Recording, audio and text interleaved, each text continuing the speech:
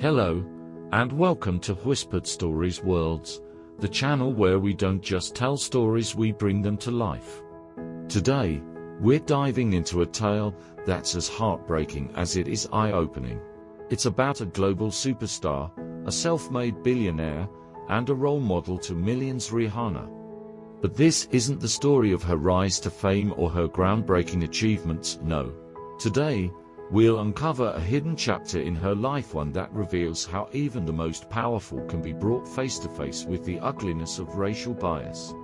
Have you ever walked into a store and felt like you didn't belong? Or traveled, only to be met with suspicion instead of kindness? Now imagine that happening to someone like Rihanna. Stick around, because this story isn't just about her. It's about the world we live in, a world where skin color can dictate how someone is treated, no matter their status. Before we start, take a moment to subscribe to Whispered Stories Worlds. These are the stories that matter, and your support allows us to keep telling them. Let's begin. A day like any other. It was a bright, sunny day in Los Angeles. Rihanna, dressed simply in ripped jeans, a white t-shirt, and oversized sunglasses, decided to spend her day like any ordinary person might, browsing through high-end boutiques on Rodeo Drive. She wasn't there to make a statement or seek attention. She just wanted a quiet day, away from the chaos of her superstar life. As she stepped through the glass doors of a luxurious boutique, she felt the air shift. Have you ever walked into a room and felt all eyes on you? Not in admiration, but in judgment. That's exactly what happened to Rihanna. The whispers, the glances, they were subtle, almost imperceptible, but unmistakable. She wasn't seen as Rihanna, the international sensation. She was just another black woman in a world that often judges people by their appearance first and character second.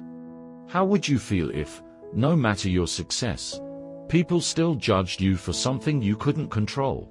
As Rihanna browsed through the racks, a boutique employee trailed behind her, not to offer assistance, but to watch her every move. The employee's eyes followed her hands as she reached for a jacket. There was no smile, no greeting, just a silent question hanging in the air. Can she afford this? Rihanna ignored it at first. She had experienced this before, after all, but then, it happened. She overheard a whispered comment from across the room. Do you think she's just here to look? The words stung, not because they doubted her wealth, she couldn't care less about proving herself, but because they stripped away her humanity. Have you ever been reduced to a stereotype? Think about how that feels. When Rihanna approached the counter to ask about a handbag, the employee barely looked up.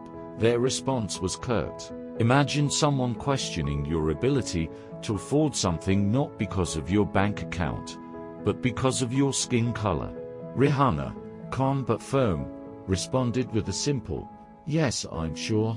Her words carried the quiet strength of someone who's been here before, someone who refuses to let the world's prejudice define her. But the humiliation didn't stop there.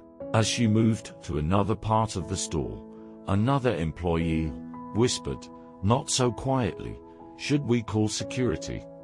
Just in case." Why is suspicion the default setting for some people? Why do appearances overshadow reality? The profiling wasn't confined to boutiques. It followed Rihanna even to the airport. She was traveling to New York for a business meeting when she was randomly selected for additional screening.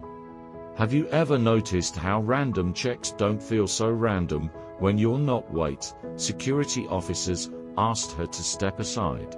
She complied, placing her bags on the counter.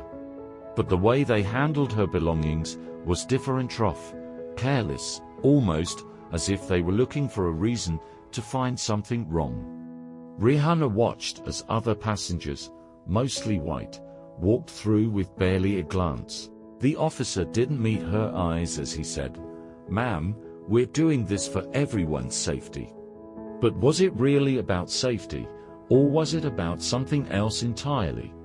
For Rihanna, These weren't isolated incidents. They were part of a pattern, a constant reminder that, in the eyes of some, she would always be seen as less than.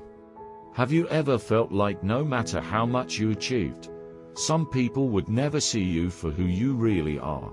The emotional toll of racial profiling isn't just about the moment it lingers. It makes you question your worth, even when you know your value. It forces you to carry the weight of other people's biases, day in and day out. Rihanna once said in an interview, "You can't change people's minds, but you can change how you react to them." Despite everything, Rihanna refuses to let these experiences define her. Instead, she uses her platform to speak out against injustice. Through her music, her fashion line, and her philanthropy, she challenges stereotypes and uplifts marginalized communities. Her story is a reminder that no matter how successful you are, racism doesn't discriminate. But resilience, determination, and courage can break through even the toughest barriers. What can we learn from her story? And more importantly, what can we do to change the narrative? Stories like Rihanna's aren't just about one person, they're about all of us. They remind us that change begins with awareness and action. So here's my challenge to you. The next time you see someone being treated unfairly, speak up. The next time you feel a bias creeping into your own thoughts, question it. And most importantly, treat everyone you meet with the respect they deserve. Rihanna's story isn't just a tale of hardship, it's a testament to the power of resilience. And that's something we can all learn from. Thank you for joining us today on Whispered Stories Worlds. If this story touched you, share it with someone who needs to hear it.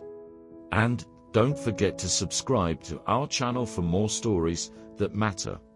Until next time, remember, every voice matters. Every story counts, and every change begins with us.